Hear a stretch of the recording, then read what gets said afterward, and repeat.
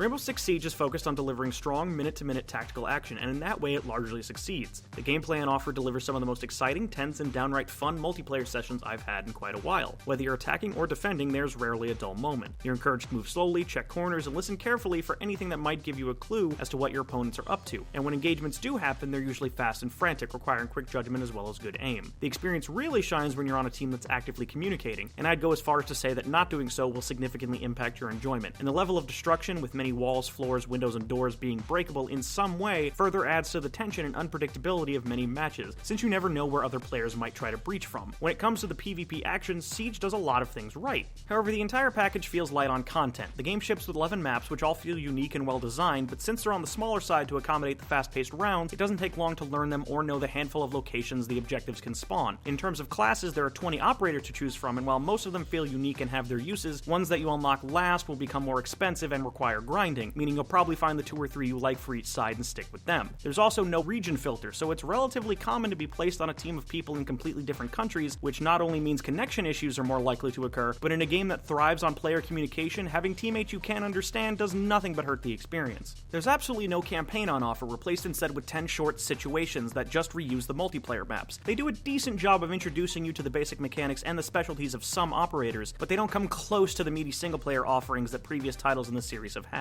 The lack of campaign is even more noticeable when after completing all 10, you unlock an 11th unique scenario that has full cutscenes and matchmaking support. While this bonus is indeed cool to experience, it also acts as a teaser for what could have been and leaves you wanting more. Terrorist Sun is also available and is probably the weakest it's ever been. While it can be entertaining to shoot hordes of dim-witted AI opponents, the tension present in PvP is largely absent, as is most of the challenge. It can be a decent distraction, but it's not a mode I see most players returning to for very long.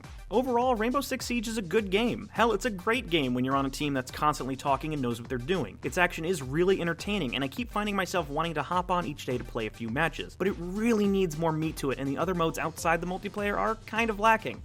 Rainbow Six Siege gets a 7 out of 10.